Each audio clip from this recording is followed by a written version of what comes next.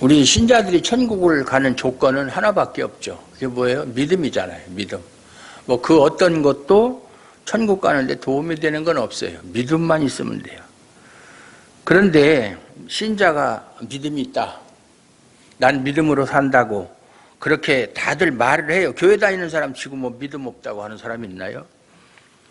하지만 하나님께서 우리를 천국으로 인도하시는 그 믿음은 신자의 믿음을 보시고 천국으로 인도하는 것이 아니다. 신자의 믿음. 그게 무슨 말이냐면은 사람마다 믿음이 다 각각이에요. 사람이 가지고 있는 믿음. 그 믿음의 기준이 뭐예요? 그걸 가지고 하나님이 보시고 천국으로 인도하는 것이 아니라 하나님이 주신, 선물로 주신, 믿음은 하나님의 선물이라고 그랬잖아요. 하나님이 선물로 주신 그 믿음만이 천국을 갈 수 있는 믿음이다, 그 말이에요. 그 믿음이 다, 믿음만 있으면 다 천국 가는 게 아니라 하나님이 주신 그 믿음을 가지고 있어야 그것으로 천국을 간다. 그래서 우리 쪽에서 내가 하나님께 내놓는 믿음, 하나님 저는 이런 믿음을 가지고 있습니다. 그런 믿음이 우리를 구원하는 것이 아니고 하나님이 선물로 주신 그 믿음이 능력이 되어서 우리를 천국으로 인도한다. 그 말, 이거 중요한 얘기예요.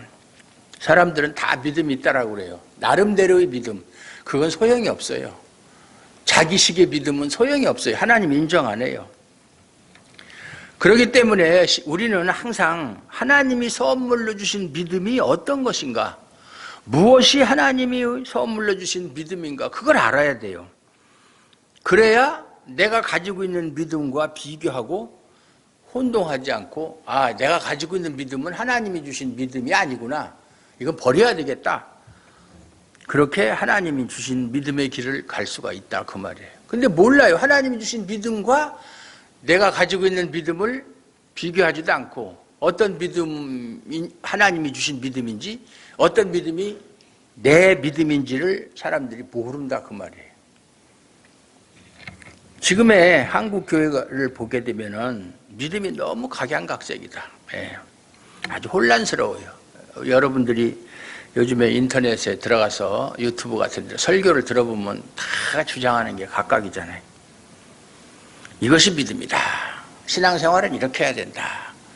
저렇게 해야 된다. 신앙생활 잘하는 방법, 뭐 여러 가지 방법이 있고, 뭐 고난을 극복하는 비결, 여러 가지 말들이 있어요.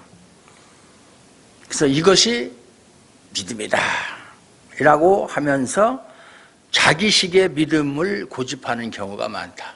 자기식의 고집, 자기식의 믿음. 성경에서 말씀하고 있는 믿음에 관해서는 관심이 없다. 그건 관심 없어요. 뭐 나 믿음 있는데 뭐. 나 믿음 생활 잘하는데. 분명한 것은, 우리가 알아야 되는 것은, 우리가 믿음이라고 아무리 고집을 부려도 그것은 다 믿음이 아니라는 것이다, 그 말이에요. 아무리 내가 나 믿음이 있다, 내 믿음은 정말 참된 믿음이다, 정확한 믿음이다 라고 주장한다고 해서 그게 그렇게 되는 게 아니다라는 얘기예요. 마태복음 7장 21절에 보면 예수님께서 뭐라고 말씀하셨어요? 주여 주여 하는 자마다 다 천국에 갈 것이 아니다. 나보고 주여 주여 하는 자마다 다 천국에 들어가는 것이 아니다. 교회 다니는 사람, 예수 믿는 사람, 예수님 보고 주님이라고 안 부르는 사람이 있어요? 다 주님이라고 부르잖아요. 그렇다고 해서 그 사람들이 다 천국에 가는 게 아니라는 거예요. 그 마태복음 7장 21절 그 이하에 보면 그랬잖아요. 그날에 많은 사람이 내게 이르되 주여, 우리가 주의 이름으로 선지자 노릇하고, 우리가 주의 이름으로 권능을 행하고, 우리가 주의 이름으로 귀신도 내어, 다 그 사람들이 한 일도 주의 이름으로 했다는 거예요. 그런데 주님은 뭐라고 말씀하셨어요? 떠나가라. 나는 너희를 도무지 알지 못한다. 불법을 행하는 자들이라고 그랬어요. 왜 주님의 이름으로 선지자 노릇하고 권능을 행하고 귀신도 쫓고 뭐 이것도 하고 구제도 하고 선교도 하고 다 했는데 그거 쓸데없는 것이다. 난 그거 인정하지 않는다. 그건 불법을 행한 것밖에 되지 않는다라고 그들을 물리쳤느냐, 그 말이에요. 이게 상당히 중요한 말이에요. 예수님은 그 사람들의 믿음을 인정하지 않으셨다. 그 얘기잖아요. 인정하지 않았으니까 물리친 거죠. 그러므로 스스로 생각할 때 제 아무리 바른 믿음이라고 우리가 스스로 여겨져도 여긴다고 해도 성경에서 말씀하는 믿음이 무엇인가를 우리가 잘 살펴야 돼요. 알아야 돼요. 성경에서 말하는 믿음이 무엇이지? 하나님이 선물로 주신 믿음이란 어떤 믿음을 말하는 것이지? 그리고 그것을 기준으로 해서 내가 가지고 있는 믿음을 점검해야 된다.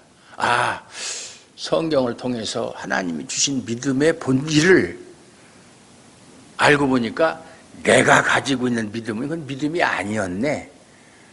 이건 부족한 믿음이네. 이 믿음 가지고는 천국 갈 수 없는 믿음이네. 이걸 깨달아야 된다. 그 말이에요. 그래서 10절, 11절에도 보면은 누구든지 온 율법을 지키다가 그 하나를 범하면, 그 하나를 이제 지키지 못하면 그 말이죠. 모두 범한 자가 된다. 다 못 지킨 것과 마찬가지다. 그 말이죠. 간음하지 말라 하시니가 또한 살인하지 말라 하셨은즉 네가 비록 간음하지 아니하여도 살인하면 율법을 범한 자가 되느니라. 예, 율법, 구약의 율법이 613가지라고 그러는데 그 중에 612가지를 지키고 한 가지만 못 지켜도 그건 다 못 지킨 거나 마찬가지다. 그 말이. 야고보 사도가 이 말을 하는 것은 모든 사람은 그러니까 결국 다 율법을 범한 자다. 그 말이. 율법을 다 지킨 사람 없잖아요. 예? 율법은 99점이냐 빵점이냐 그거 따지지 않아요. 99점이나 빵점이나 똑같아요. 100점 아니면 소용이 없어요. 완벽히 지켰을 때 100점이 되었을 때만 율법을 지킨 것으로 간주한다. 근데 100점 맞을 사람이 있나요? 99점이든 빵점이든 율법을 지키지 않는 것은 똑같다. 율법을 어긴 것은 똑같다. 왜요? 저는 그래도 99점이나 맞았는데 저 사람은 50점밖에 못 맞았으니까 내가 저 사람보다 낫지 않잖아요. 이게 안 통한다 이 말이에요. 우리나라의 대학교 들어갈 때 수능시험 보잖아요. 그게 1999년도에 처음으로 실시가 됐어요. 그때 되고 나서 그 뒤로 최초의 만점자가 나왔는데 그게 여자예요. 여학생이. 최초의 만점자. 오승은인가 누구라고 하는 사람인데 근데 1999년에 만점을 맞았다는가 그때부터 시작됐다든가 하여튼 그런데 그 사람이 이제 만점 맞기 전에 이미 그때 학교장 추천으로 서울대에 벌써 합격을 한 사람이에요. 그 합격을 하고 나서 인터뷰를 하잖아요. 처음으로 최초의 만점자니까. 근데 그 사람 말 중에서 참 기억이 남는 게 공부는 어떻게 했습니까? 그러니까 전 모르는 문제가 하나도 없던데요. 그러니까 만점이지. 시험 좀 하다 보니 모르는 문제 하나도 없더라는 거야. 당연히 만점이죠. 야, 참 대단하다 생각을 했는데 결국 서울대 물리대 들어가가지고 수석으로 졸업하고 또 미국에 유학을 가서 지금 현재는 하버드 대학교 연구소에서 연구원으로 24살 때 박사학위 받고 그렇게 근무하고 있다고 그러더라고요. 참. 그 얘기를 왜 하느냐 하면은 그렇게 만점을 맞으면 세상에서는 만점을 맞으나 400점 만점이었었는데 그 당시 399점을 맞으나 별 차이가 없다고 생각할지 모르지만 율법은 그렇지 않다. 그 얘기 하려고 하는 거예요. 율법은 400점을 못 맞으면 399점을 맞으나 100점을 맞으나 그건 빵점이나 마찬가지다. 세상하고는 기준이 다르죠. 그러니까 결국 모든 사람은 다 율법을 범한 사람이다 그 말이에요. 그러니까 다 똑같은 죄인이다. 로마서에도 그러잖아요. 모든 사람이 죄를 범하였으며 하나님의 영광에 이르지 못하더니 모든 사람이 다 죄를 범했다. 율법의 의로는 의롭다 칭함을 받을 자가 하나도 없다. 율법을 지켜서 100점 맞을 자가 하나도 없다는 얘기죠. 예수님 빼놓고.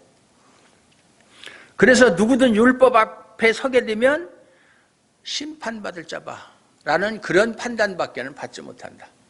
너는 심판받아야 돼. 그럼 율법의 심판이 뭐예요? 너는 죽어야 돼. 그거예요. 죄를 범하면 죄의 결과는 사망이잖아요. 욕심 잉태한 즉 죄를 낳고 죄가 장성한 즉 사망을 낳느니라. 죄의 결과는 사망이에요. 그래서 율법은 모든 사람들을 죄의 테두리 안에 가둬놓는 거예요. 죄인이라고 하는 그 굴레 속에다가 집어넣는 거예요. 왜 하나님은 율법을 주셔서 모든 인간을 죄 속에 가둬버리시는가? 그냥 좀 자유스럽게 살도록 하지. 그것은 로마서 11장 32절의 말씀을 보면 하나님이 모든 사람을 순종하지 아니하는 가운데 가두어 두심은, 이게 이제 그 말이 똑같은 말이죠. 죄 속에 가두어 두심은 모든 사람에게 긍휼을 베풀려 하심이로다 라는 말씀처럼 구원은 오직 하나님의 긍휼로만 된다는 것을 보여주기 위해서 그렇다. 만약에 이 세상에 100명의 사람이 있는데 그 중에서 98명은 하나님의 긍휼로 구원을 하고 100명을 구원하는 데서 나머지 사람들은 자기들의 힘으로 구원한다고 그러면 하나님의 긍휼은 완전한 긍휼이 아니죠, 결국은. 왜냐하면 두 사람은 자기 힘으로 구원을 얻었기 때문에. 그래서 오직 하나님의 긍휼로만 인간은 구원을 얻을 수 있다는 것을 보여주기 위해서 모든 사람을 죄라고 하는 그 굴레 속에다 집어넣으신 것이다. 하나님 일부러 억지로 죄도 안 짓는데 죄 짓게 해가지고 집어넣었다는 그런 뜻이 아니에요. 인간의 능력은 율법 앞에서 완전한 그런 행위를 할 사람이 없기 때문에 자기들이 그것으로 간 것이지, 하나님이 억지로 그냥 죄 안 짓고 살라고 하는 사람 억지로 등 떠밀어서 밀어넣은 게 아니다 그 말이에요. 그러면 하나님은 나쁜 하나님이고 그건 아주 그냥 위선적인 하나님이죠. 그렇게 이야기하는 사람도 있긴 있어요. 하나님은 우리를 구원할 때 긍휼로만 구원한다. 긍휼이 뭐예요? 긍휼. 불쌍하게 여긴다. 불쌍하게 여겨서 그를 동정하고 그를 도와주는 것, 그에게 은혜를 주시는 것, 그 긍휼이라고 그러잖아요. 자비, 불교에서 말하는 자비, 그런 뜻하고 비슷하죠. 그거보다는 더 큰 거죠. 우리가 말하는, 성경에서 말하는 긍휼은 정말 하나님이 전적으로 아무런 대가 없이 어떤 보상이나 대가나 자격, 공로 따지지 않고 일방적으로 하나님이 주시는 은혜, 그것이 긍휼이에요. 그래서 구원받은 사람은 자신의 행함을 자랑할 수 없어요. 내가 이러이러해서 구원받았다. 내가 열심히 신앙생활 잘해서 구원받았다. 내가 선교를 많이 하고 성경을 많이 보고 기도 많이 하고 해서 했다. 그렇게 자랑할 수가 없죠. 그거 가지고 구원받은 게 아니니까. 하나님의 긍휼만 자랑하고 높이도록 하기 위해서 하나님이 긍휼로 인간을 구원하신 것이다. 이것이 천국이에요. 천국에 가면 다 긍휼로 구원받은 사람들만 있어요. 그 외에 다른 어떤 것으로 구원받은 사람은 단 한 명도 있지를 않아요. 따라서 참된 믿음이라는 게 뭐냐? 아까 얘기한 하나님이 선물로 주신 믿음, 그게 참된 믿음이거든요. 그 믿음은 우선 자기가 죄에 갇혀 있다는 것을 아는 사람이에요. 죄에 갇힌 자신을 바라봄으로써 결국 내 힘으로는 결코 구원에 이를 수가 없구나. 여기에서 빠져나갈 수 있는 길은 하나님의 긍휼만이 여기서 나갈 수 있는 해결책이구나 하는 것을 깨닫는 사람이에요. 그러니까 긍휼만 의지하는 거예요. 하나님, 제 힘으로는 도저히 안 됩니다. 할 수 있는 것이 아무것도 없습니다. 하나님의 긍휼만 바랄 뿐입니다. 하나님의 긍휼을 의지하는 거예요. 그게 참 믿음이에요. 그러면 믿음에 의해서 그런 믿음을 가지고 있다면 그 사람이 하는 행함은 무슨 우리가 행함, 야고보서에 말하는 행함, 그러면 자꾸 이렇게 도덕적인 윤리적인 개념으로 선을 행하고 그런 것을 말하는 게 아니에요. 그러면 믿음에 의해서 그런 믿음을, 나는 하나님의 긍휼만이 나에게 필요하고 나는 죄에 갇혀있는 존재다. 하나님의 긍휼이 아니면 나는 여기서 해방될 길이 전혀 없다. 이걸 깨닫는 사람이 행함은 다른 게 아니라 긍휼만을 자랑하는 행함, 긍휼만을 높이는 행함으로 나타난다 그 말이에요. 행함이라는 건 다른 게 아니다. 예. 우리는 자꾸 이 성경에서 나오는 단어를 자꾸 세상적인 단어의 의미로 생각을 하는 습관이 있는데 그거부터 버려야 돼요.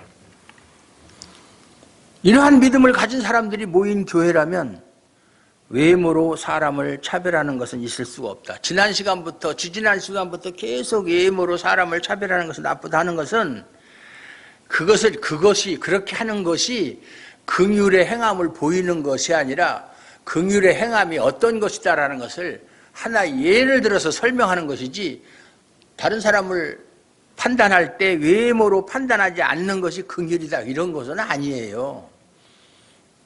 긍휼이라는 것은 이런 일도 있고 저런 일도 있고 여러 가지가 있는데 하나 예를 들어서 그런 긍휼이 있으면 사람을 외모로 차별하지 않는다. 그래서 긍휼만을 자랑한다는 것이 뭡니까? 인간이 갖추고 있는 모든 외적 조건들, 사람마다 다 자기가 가지고 있는 조건과 자격이 있잖아요. 그것이 구원에 있어서는 무용지물이다. 아무 소용이 없다. 그러한 믿음 아래 모이는 교회가 사람을 외모로 차별할 수가 없다 그 말이에요. 네.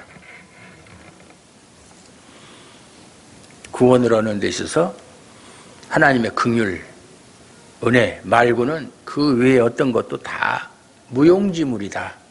무용지물이다. 무용지물을 자랑하는 사람은 없잖아요. 쓰레기 가지고 나는 쓰레기가 많다 이거 가지고 자랑하는 사람은 없잖아요. 자랑이 없죠. 그러니까. 그래서 12절에 보면 너희는 자유의 율법대로 심판을 받을 자처럼 말도 하고 행하기도 하라. 이 말씀이 이게 무슨 말인지 얼른 이해가 잘 안 되는 말이에요. 자유의 율법이 뭐냐? 자유의 율법이 뭐냐면 복음이에요. 복음. 자유케 하는 율법. 그건 복음을 말하는 거예요. 율법은 인간을 정죄하는 역할만 하지 율법은 인간을 구원할 수도 없고 인간의 죄를 용서할 수도 없고 그런 일은 할 수가 없어요. 정죄만 하는 거예요. 정죄. 너는 이것을 안 했어. 하나님이 이렇게 하라고 했는데 넌 안 했어. 이거 하지 말라고 했는데 넌 했어. 하라. 하지 말라. 그거 어겼어. 그게 죄야. 그러니까 너는 죽어야 돼. 이거 율법이 하는 일이에요. 그러니까 이 율법 앞에 서 있는 인간은 자유라는 건 하나도 없어요. 왜냐하면 율법이 하라는 대로 해야 돼. 이거 해라면 해야 되고 하지 말라면 하지 말아야 되고. 할라와 하라카. 하라 하지 말라. 그거 두 가지밖에 없어요. 우리 구약의 율법을 보면 그거잖아요. 뭐 부모를 공경하라, 뭐 하라, 뭐 하지 말아라, 살인하지 말라, 뭐 도적 하지 말라, 하지 말라, 뭐 하라, 뭐 하라, 뭐 하라. 그거 빼놓고는 없어요. 그러니까 자유라는 거는 율법 앞에서는 있을 수가 없다. 완벽한 행함을 요구하는 율법으로부터 자유로울 사람은 아무도 없다. 아까도 얘기했지만 그런 율법 앞에서 자유를 느끼며 사는 사람은 있을 수가 없다. 그런데 그 율법이 예수님의 공로로 자유의 율법이 되었다. 그것이 복음이다 그 말이에요. 복음. 그러니까 복음과 율법 차이죠. 예수님은 율법의 요구를 다 이루시고 십자가에서 죽으셨어요. 이 말이 이게 어려운 말이에요. 사람들은 이 말을 어떻게 생각을 하느냐면 예수님은 이 땅에 오셔서 사시는 동안에 율법의 요구 613가지의 율법을 다 지키셨다. 그렇게 이제 해석을 하는 거예요. 그래서 그 율법을 다 지키신 의가 예수를 믿는 사람에게 전가되어서 우리는 율법을 지키지 못했지만 우리가 율법을 지킨 것처럼 하나님이 인정해 주신다. 맞는 말이에요? 틀리는 말이에요? 맞는 말입니까? 틀리는 말입니까? 예? 틀려요? 왜 틀리는데? 예수님이 십자가에서 죽으신 것은 우리의 죄를 용서하신 일이다. 그런데 그것만 갖고는 완전한 구원이 될 수가 없다. 예수님이 이 땅에서 사시는 동안에 율법을 다 지킨 그 의의를 우리가 전가받지 못하면 완전한 구원에 이를 수가 없다. 이렇게 주장하는 것이 요즘에 한참 아주 시끄러운 능동순종, 수동순종을 주장하는 그 총실에 있는 그 잘난 교수들이 그렇게 떠들고 있어요. 죽일 놈의 새끼들 그냥 다 이단이야. 다 잡아 죽여야 돼 다. 그 나한테 시키면 그런 건 잘하는데. 그 총실 망하게 생겼어요. 합동측 망하게 생겼어. 그걸 만약에 받아들이고 그것이 우리 합동의 기본적인 신학이다 그러는 순간 이건 마귀의 소굴로 들어가는 거예요. 예수님의 십자가에서 우리의 죄를 위해서 단번에 죽으심으로 우리는 의로운 사람이 된 거예요. 의로운 사람이 된 것이 아니라 하나님 앞에 의롭다고 인정을 받는 존재가 된 거예요. 그것으로 우리의 구원은 이루어진 거예요. 믿습니까? 거기에 다른 건 필요 없어요. 어디 성경에 예수님이 이 땅에 사시는 동안에 율법을 하나하나 조문을 율법 제1조 1항, 2항, 3항, 2조 1항 이렇게 해서 지켰다는 말이 어디 있어요? 율법의 요구를 이루었다는 것은 율법의 요구는 뭐예요? 지금까지 설명한 것처럼 율법은 죄를 정죄하는 역할을 하고 누구나 다 율법의 정죄를 받아서 다 죽을 수밖에 없는데 그 죽음의 문제를 예수님이 해결했다는 뜻이지 십자가의 죽으심으로 율법의 조문을 다 지켰다는 그 얘기가 아니잖아요. 근데 교수들이 공부했다는 놈들이 다 그런 식으로 주장을 한다 이 말이에요. 한심하지. 율법에 흠이 없는 의인으로서 율법을 지키지 못한 우리가 짊어져야 할 사망의 짐을 예수님이 대신 짊어지신 것이 십자가 사건이잖아요. 그렇잖아요? 그걸로 다 끝난 거예요. 그래서 우리가 율법으로부터 자유하게 된 것이다. 이제는 율법이 우리를 정죄 못해요. 왜? 그 문제는 다 해결됐으니까 이미 예수님이 십자가에서. 이것이 바로 하나님의 긍휼이다 그 말이에요. 긍휼. 그건 뭐 우리가 원해서 그렇게 한 것도 아니고 거기에 내가 뭐 보탠 거 있어요? 예수님 제 죄를 위해서 십자가에 죽어주십시오. 그러면 제가 뭐 이것을 하겠습니다. 그렇게 한 것도 없잖아요. 그러므로 예수님의 시대에는 예수님이 십자가에서 우리의 모든 죄를 용서하신 그 이후에 사는 사람들은 누가 심판을 받는 사람이냐 하면은 율법을 지키지 못한 사람이 아니라 하나님께 긍휼을 입지 못한 사람들이 심판을 받는다 그 말이에요. 하나님의 긍휼을 입지 못하는 사람은 어떤 사람들이에요? 하나님의 긍휼을 어떤 사람이 그러면 긍휼을 입고 어떤 사람들이 긍휼을 입지 못합니까? 기준이 뭐예요? 예? 예? 뭐라고? 예, 그렇죠. 예. 선택이냐, 육이냐, 그거예요. 예. 뭐 다른 건 우리의 자격, 조건, 공로 아니라고 그랬잖아요. 그러면 무엇을 가지고 누구에게는 긍휼을 베푸고 예수님께서 로마서에서 말씀하신 것처럼 바울이 인용한 것처럼 내가 사랑할 자를 사랑하고 긍휼을 베풀 자를 긍휼을 베푼다고 그랬잖아요. 그건 하나님 마음이에요. 그건 하나님 일방적으로 자기 마음대로 구원할 자를 구원하고 은혜 베풀 자를 은혜 베풀고 긍휼히 여길 자를 긍휼히 여기는 것이지 거기에 우리 인간이 개입할 여지는 털끝만큼도 없다 그 말이에요. 셰익스피어가 영국의 셰익스피어가 어느 날 아침에 일어나서 보니까 나는 세계적인 문호가 되어 있었다라고 주장한 것처럼 여러분이 어느 날 아침에 일어나 보니까 하나님의 선택에 의해서 구원받은 자가 되었다. 여러분이 한 일은 아무것도 있다 없다? 없어요. 없어. 뭘 했는데 내가 볼 땐 전부 다 하나님 앞에 잘한 일보단 못한 일 투성인 것 같은데. 예? 내가 하나님 같으면 당신들 구원 안 시켜 하는 거 보면 마음에 안 든다고. 예? 그런데 하나님이 구원했으니까 나도 인정을 해줘야지. 내가 인정 안 할 수가 없잖아. 내가 뭐라고. 예? 그래서 12절에서 보면 자유의 율법대로 심판받을 자처럼 말도 하고 행하기도 하라는 말이 무슨 뜻이냐면 하나님의 긍휼이 없는 사람은 그러니까 자유의 율법, 복음대로 복음 속에서 복음대로 믿고 사는 사람은 자유한 사람인데 그런 하나님의 긍휼이 없으면 그런 자유를 느끼지 못하고 결국 옛날처럼 율법에 의해서 심판받을 수밖에 없다 그 말이에요. 그 뜻이에요. 이 뜻이, 이 말의 뜻이 자유의 율법대로 심판을 받을 자처럼 말도 하고 행하기도 하라. 너희는 복음을 통해서 율법의 정죄에서 벗어났다. 자유를 느끼라는 거예요. 자유함을 가지고 살라는 거예요. 이제는 율법의 정죄를 두려워하지 말라는 거예요. 만약 그렇지 않으면 너희는 여전히 율법에 의해서 심판받을 수밖에 없는 존재들이다, 그 말이에요. 예, 여러분들이 슬쩍슬쩍 읽으니까 이게 무슨 말인지 모르지만은, 그래서 13절을 보면 긍휼을 행하지 아니하는 자에게는 긍휼 없는 심판이 있으리라. 긍휼은 심판을 이기고 자랑하느니라 그랬잖아요. 긍휼만이 심판을 이기고 그걸 자랑할 수 있다. 긍휼이 없으면 결국은 심판이 있다. 긍휼 없는 심판, 율법에 의한 심판, 그걸 말하는 것이죠. 예. 그러니까 이제 우리가 하나님 앞에서 심판을 받는다면 그 심판의 기준이 뭐냐면은 율법이 아니라 긍휼이에요. 긍휼.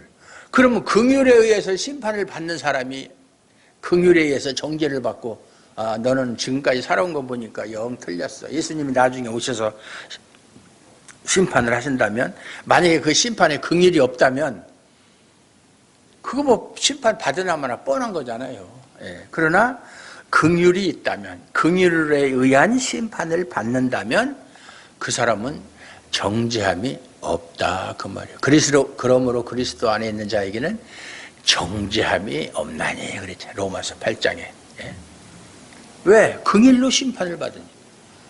긍휼 없는 심판을 받는 것은 진짜 그거야말로 이 세상에서 가장 불행한 사람이에요. 누가 그리스도 안에 있는 그런 자유함을 누립니까? 긍휼로 심판을 받는 사람. 우리는 이제 율법하고 상관이 없어요.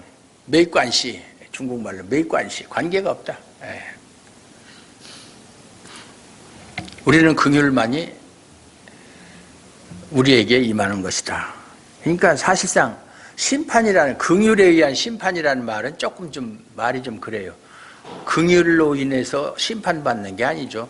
긍휼로 인해서 하나님이 우리를 판단하신다, 그렇게 얘기하면 좀 더 부드러울 것 같아요. 심판은 정죄하기 위해서 심판하는 것이고, 판단하는 것은 잘잘못을 따지기 전에 너는 의로운 사람이야, 너는 긍휼을 입은 사람이기 때문에 너는 의로운 사람이야, 이렇게 판단을 하신다, 이렇게 표현하는 게 좀 부드러울 것 같아요. 그래서 누구든지 긍휼을 알지 못하면, 긍휼을 알지 못한다는 것은 긍휼의 뭐 의미, 뭐 긍휼에 대한 지식, 뭐 사전적인 지식, 그런 걸 말하는 게 아니라 하나님의 긍휼을 입지 못했다면 그는 심판을 피할 수가 없다. 그러니까 심판이라는 것은 부정적인 의미죠. 좋은 의미가 아니잖아요, 심판은. 예. 그런데 긍휼을 받은 사람은 심판을 이긴다고 그랬잖아요. 심판을 이기고 하나님이 긍휼로 대하지 않는다면 결국 그 사람은 율법에 따라서 판단을 받을 수밖에 없다. 율법에 따라서 판단받으면 무조건 그건 지옥이에요. 그렇잖아요. 다른 길은 없어요. 길은 하나밖에 없어요. 율법에 따라서 심판을 받으면 결과는 사형이에요. 사형. 무기징역도 아니고 사형. 징역 35년도 아니고. 엊그저께 뭐 어떤 참 이상한 놈이 그 여자 지나가는데 갑자기 뒤에서 그냥 발로 차가지고 기절시키고 끌고 가고 그런 거 있었잖아요. 그래서 1심 재판에서 12년 구형받았는데 2심에서는 35년을 구형했어. 아직 선고는 어떻게 될지 모르지만. 근데 율법에 의해서 심판을 받는 것은 그런 것도 없어요. 35년, 50년, 100년이 문제가 아니야. 미국 같은 나라는 막 600년, 800년도 징역 때려요. 징역 800년, 800년을 때리나 600년을 때리나 100년을 때리나 무슨 의미가 있어요. 어차피 살아서는 못 나온다는 얘기인데. 그래서 우리나라도 사형을 지금, 사형 폐지국은 아닌데 지금 김영삼 대통령 때 마지막으로 사형 집행이 있었고 그 이후로는 사형 집행이 없어요. 실질적으로 사형을 이제 폐지하는 거나 마찬가지인데 집행을 안 하니까. 그래서 지금도 사형언도 받고 살아있는 사람들이 뭐 20몇 명인가 있다고 그러더라고요.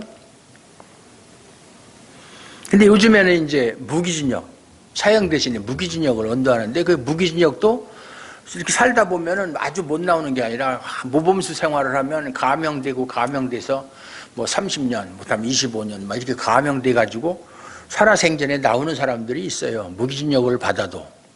지난번에 제주도에서 있었던 그 고유정이라고 하는 여자, 그 남자 자기 남편 죽였어. 수면제 먹여서 죽이고 막 토막내서 갖다 버리고, 그 사람 무기징역 받았는데 집안에 돈이 많고 막 그러니까 그 사람도 살아생전에 나올 수 있는 가능성이 열렸다, 뭐 그런 신문 기사도 나왔는데, 그래서 요새는 무기징역도 이런 무기징역이 있어요. 가명 없는 무기징역, 그렇게 선고하는 게 있어요. 이 사람은 절대 가명이 없다. 그러면 죽을 때까지 못 나온다는 얘기. 그런데 율법은 그런 선고도 없고 100% 사형 그거밖에 없다.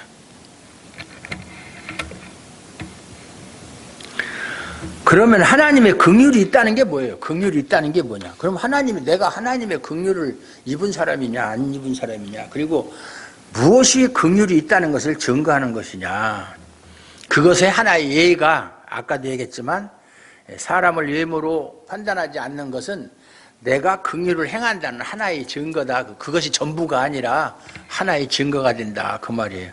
부자와 가난한 자를 차별하지 않고 정말 잘난 사람, 못난 사람, 힘 있는 사람, 힘 없는 사람 차별하지 않고 똑같이 대우하는, 그것이 긍휼이 있다는 하나의 증거가 될 수 있다, 그런 것이지 그것만이 긍휼이 있다는 증거의 전부다, 그런 얘기는 아니에요.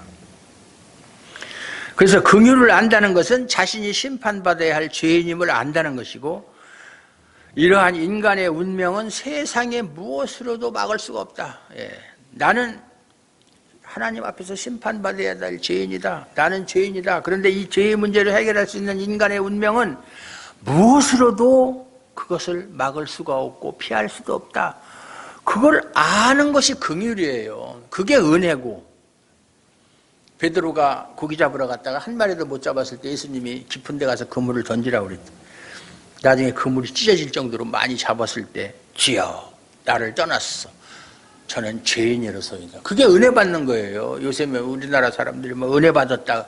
그는 은혜 받은 게 아니에요. 감동받은 거지. 감동받은 자기 개인적인 감정을 가지고 은혜 받았다고 그러는데, 은혜라는 건 자기가 하나님 앞에서 정말 영원토록 죽음에서 헤어나올 수 없는 죄인이라는 것을 깨닫는 것이 은혜예요. 그럼에도 불구하고 하나님이 나를 사랑하심으로 나에게 자비를 베풀고 긍휼을 베풀어서 예수님의 십자가 사역으로 그 공로로 내가 구원받았다. 그걸 깨닫는 게 은혜지 다른 게 아니에요. 은혜라는 말을 잘못 사용하고 있는 거예요. 세상에 무엇으로도 막을 수가 없고 피할 수가 없는 것이 심판이라면, 그러니까 심판은 제가 부정적인 의미라고 그랬죠. 신자는 자신의 죄악과 심판 앞에서는 하나님의 긍휼이 가장 귀하다. 그거밖에는 없다. 세상 것은 말 그대로 아까 이야기한 것처럼 무용지물이고 쓰레기다. 그걸 깨닫게 될 수밖에 없다. 내가 지금 심판을 받아야 되는데 이 심판에서 피할 수 있는, 벗어날 수 있는 길은 아무것도 없다. 아무리 돈 많은 변호사를 사도 소용이 없고 다 하나님의 긍휼밖에는 없다. 하나님이 봐주지 않으면 소용없다, 그 말이죠. 그러므로 긍휼이 있는 신자는 외모로 사람을 취하지 않는다. 정말 긍휼을 입은 사람은 다 나와 똑같은 사람이다. 잘난 사람이나 못난 사람이나 다 똑같은 사람이다 라고 사람을 외모로 취하지 않는다. 그것으로서 긍휼을 드러낸다, 그 말이죠. 그런데도 사람을 차별하고 돈으로 차별하고 지위로 차별하고 다른 것으로 차별한다면 그것은 그 사람이 긍휼이 없다는 것을 나타낸다. 반대적으로 말하면 그런 뜻이잖아요. 긍휼이 없으니까 당연히 긍휼이 없는 심판이 있을 수밖에 없다. 긍휼이 내게서 나타나지 않는다는 것은 내게 긍휼이 없다는 얘기고, 그러면 긍휼이 없기 때문에 나는 긍휼 없는 심판, 다시 말해서 옛날 구약시대의 율법대로 심판받을 수밖에 없다, 그 말이에요. 그러면 그건 결과는 뻔하잖아요. 그래서 참된 믿음, 우리가 이제 교리 공부를 하다 보면 구원 얻는 신앙이라는 게 있는데, 우리의 신앙은 4가지가 있어요. 4가지. 뭐 기적적인, 이적적인 신앙. 예를 들어서 뭐 누가 어디 가서 막 안수를 받고 귀신이 막 떠나갔다, 병자를 고쳤다. 요즘에도 그런 유튜브 같은데 보면 사랑하는 교회라고 누구야? 그 목사 있어요. 이단인데 보면 그냥 막 사람들 데려다가 그냥 이렇게 소아마비를 걸어서 잘 걷지도 못하는데 막 기도해가지고 막 걸어보라 그러고 막 뛰어가 보라 그러고 전부 다 내가 보니까 그건 쇼하는 거예요. 전부 다. 예? 지금은 그런 기적이 나타나질 않아요. 예? 중풍 맞아가지고 휠체어 타고 들어온 사람 막 기도하니까 막 벌떡 일어나고 막 손 들어보라 그러고 막 걸어보세요 그러고서 뛰어보세요. 막 뛰어가는 거야. 그런 일은 일어나질 않아요. 그 속으면 안 되는 거예요. 그것은 다 거짓말이에요. 그런 것을 보고 그것에 의해서 그걸 믿음을 가지는 것을 이적적인 신앙이라고 해요. 그런 믿음은 구원 받을 수도 있지만 못 받는 경우가 더 많다. 지금 시간상 다 설명할 수는 없지만 참된 구원의 신앙, 그것은 오직 말씀에 의한 신앙이에요. 말씀에 의한 신앙. 하나님의 말씀에 의해서 자기 자신의 존재를 알고 하나님의 은혜를 깨닫는 신앙. 그것만이 구원을 얻는 신앙이에요. 죄에 갇힌 나를 죄에서 구출하시고 생명이 있게 하시기 위해 하나님이 어떤 일을 하셨는가? 하나님은 누구신가? 그리고 하나님은 무슨 일을 하셨는가? 지금 무슨 일을 하고 계신가? 또 하나님은 앞으로 무슨 일을 하실 것인가? 그게 이제 우리가 신학교에서 배우는 그 신론이라는 과목 속에 들어있는 내용인데 그걸 아는 거예요. 그걸 아는 것이 믿음이에요. 그냥 하나님, 막연하게 관념적으로만 내 머릿속에서만 하나님, 눈에 보이지 않으니까 그냥 하나님 머릿속에, 그게 아니고 하나님이 누구신가? 하나님이 무슨 일을 하셨는가? 무슨 일을 하셨는 걸 알아야 하나님과 나의 관계를 알 수가 있죠. 그리고 무슨 일을 하고 계시는가? 하나님은 지금도 나를 통해서 무슨 일을 하고자 하시는가? 그걸 알아야 되죠. 그게 믿음이에요. 그러니까 그런 믿음은 자기 자랑하고는 상관이 없는 믿음이죠. 그리고 다른 사람하고 경쟁하지도 않아요. 비교하지도 않아요. 다만 하나님의 긍휼과 자비하심 아래서 서로 만나고 교제할 뿐이에요. 이것이 믿음으로 사는 거예요. 어제 그저께 어떤 목사님하고 통화를 했는데 코로나 전과 후에 어떤 점이 달라졌느냐면 코로나 때 이제 막 규제를 많이 했잖아요. 그래서 그냥 몇 명 이상 모이지 말아라. 그래서 이제 온라인으로 예배를 드리고 그랬는데 이제 끝나서 지금은 이제 다 나와도 괜찮잖아요. 마스크를 안 써도 되고. 그런데도 안 나온다는 거예요, 사람들이. 안 나온대.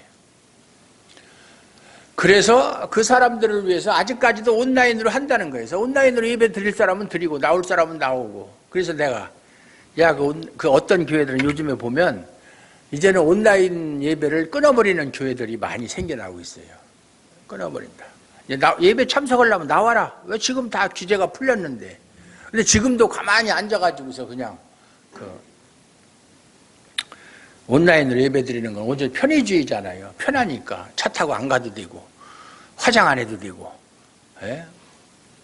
그래서 어떤 목사님은 설교할 때 보이진 않죠. 온라인으로. 거기 저 바장앞바람에 앉아서 예배 드리는 집사님 그거 부끄럽지 않으세요? 그렇게 하는 마치 본 것처럼.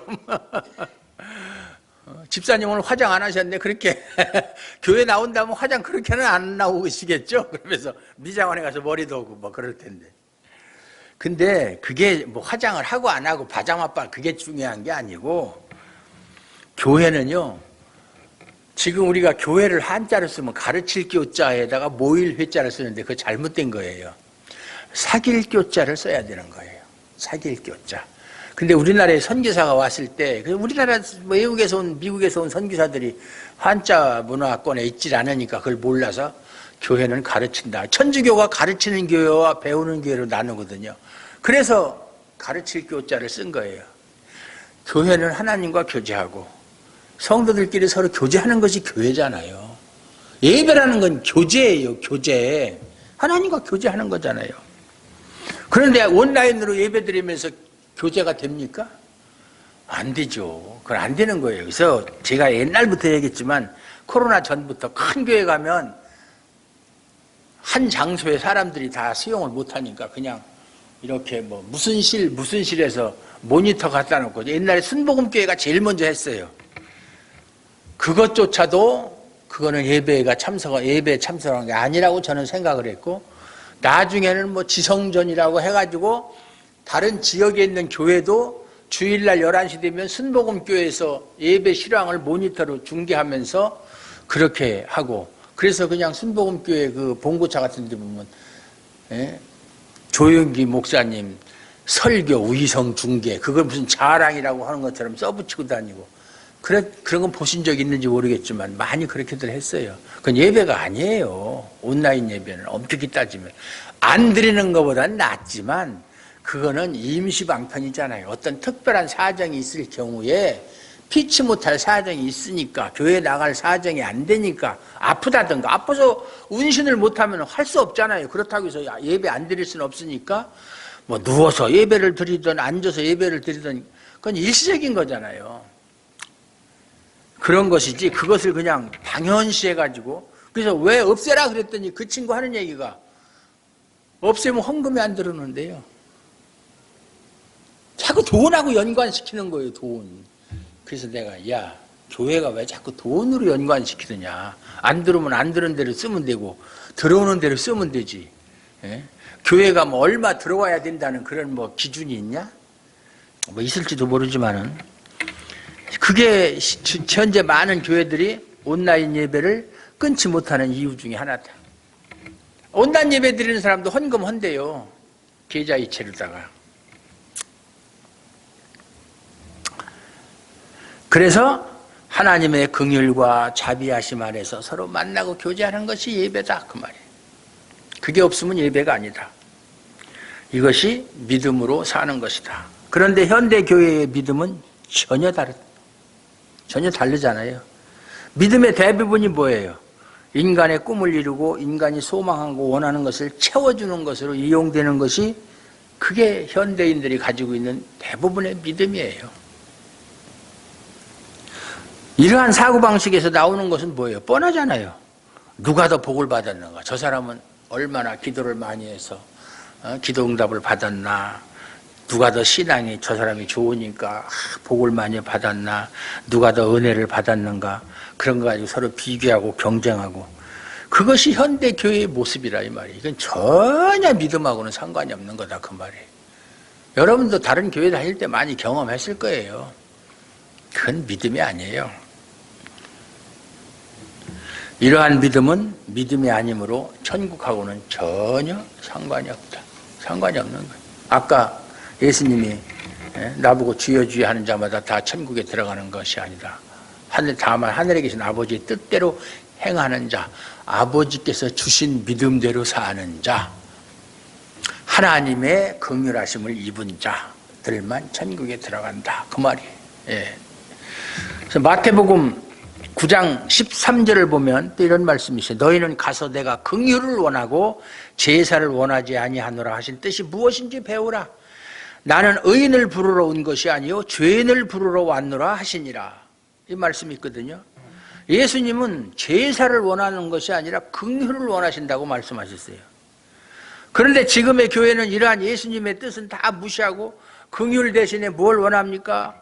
제사에 열심을 내면서 제사를 가지고 예수님께 나아가려고 한다, 그 말이죠.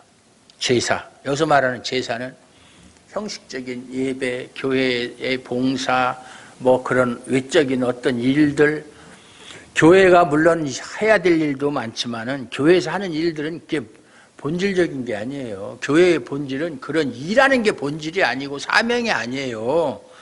예, 복음 전하는 것, 하나님의 복음대로 사는 것, 그냥 조용히 살면 되는 거예요. 그게 교회지. 무슨 뭐 이거 하고 저거 하고 뭐 하고 그 일하는 게 아니에요. 사람들이 잘못 알고 있는 거예요. 바리새인들처럼 자신들의 열심, 얼마나 열심히 율법을 지키려고 노력했습니까? 어떤 의식적인 신앙, 그리고 선행, 가난한 사람을 돕고 일주일에 2번씩 금식하고 11조 철저히 하고 그렇게 한다고 자랑했잖아요. 그거 가지고 하나님 마음에 들려고 했어요. 하나님 마음을 살려고 했어요. 그러니까 결국 바리새인들은 긍휼을 필요도 하지 않았고 원하지도 않았다. 왜냐? 자신들은 의인이라고 생각했기 때문에 나는 의인이야. 나는 저런 세일이 창기와 다른 사람이야. 나는 항상 의를 행하고 나는 율법대로 사는 사람이야.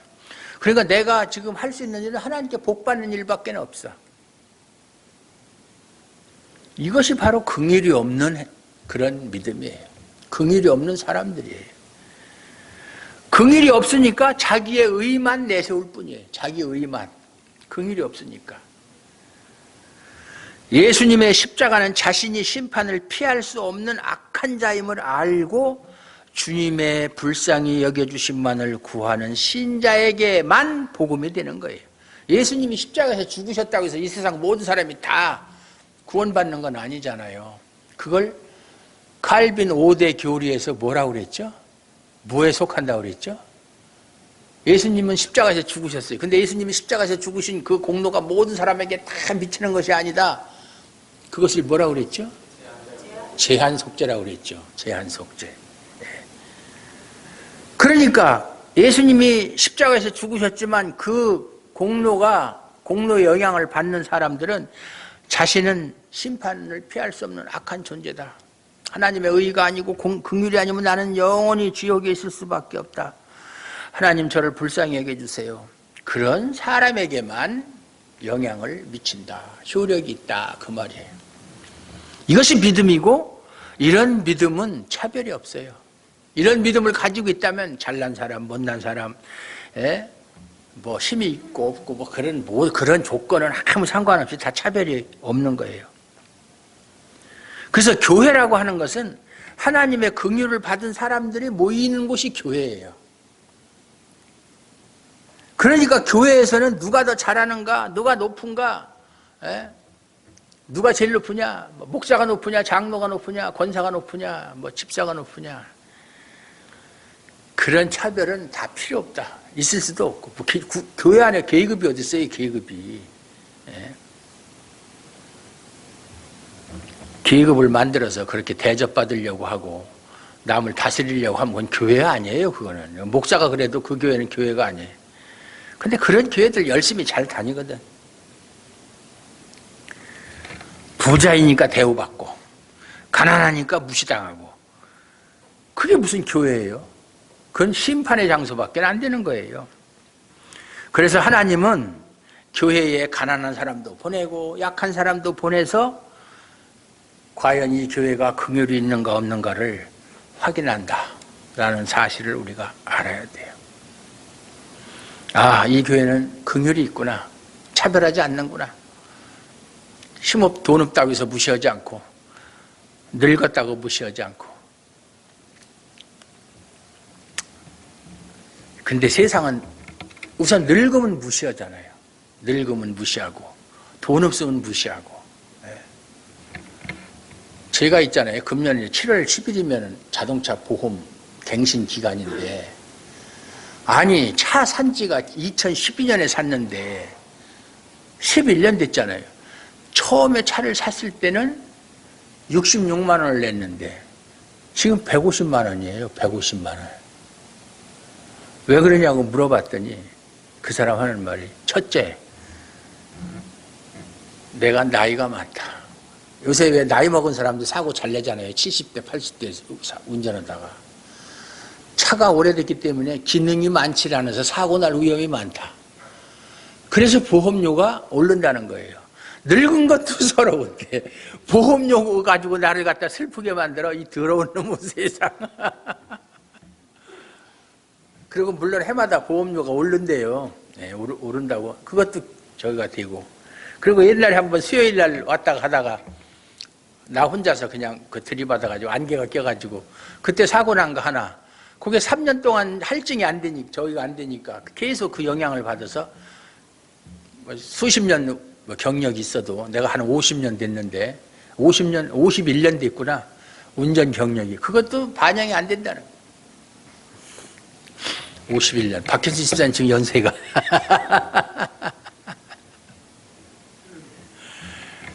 세상은 그렇잖아요. 너무 차별이 심하잖아요. 제가 얼마나 운전을 잘하는데 한 번도 제 잘못에서 사고 난 적이 없거든요. 다른 사람이 차를 받고 그런 건 있어도. 그런데 뭐 그거 따지질 않으니까. 예. 그러나 교회는 그래서는 안 된다. 그 말이에요. 그래서 교회에 하나님이 약한 사람 보내서 이 약한 사람은 이 교회가 어떻게 대우하는가 그걸 보고 이 교회는 긍휼이 있는가 없는가를 확인하신다. 예. 그 사실을 우리가 알아야 돼요. 여러분이 하나님께 입은 긍휼을 잊지 마십시오. 그리고 그 긍휼로 행하십시오. 그것이 참된 믿음입니다. 긍휼의 행함은 사람을 외모로 취하지 않는 것으로 증거됩니다. 이것이 여러분을 천국으로 인도하시는 참된 믿음인 줄 믿으시기 바랍니다. 하나님 감사합니다. 오늘도 하나님께서 이렇게 귀한 시간 허락하여 주셔서 하나님 앞에 나와 예배드리게 하시고 하나님 말씀을 통해서 참된 믿음이 무엇인지를 다시 한번 깨달았습니다. 하나님의 긍휼이 얼마나 귀하고 얼마나 자랑할 만하며 얼마나 높고 위대한지, 긍휼이 없으면 우리는 영원토록 심판받을 수밖에 없는 죄인임을 고백합니다. 하나님 감사합니다. 또 감사합니다. 이 감사함이 넘쳐나는 주아름 교회가 되게 하여 주시옵소서. 예수님의 이름으로 감사드렸고 기도하옵나이다. 아멘.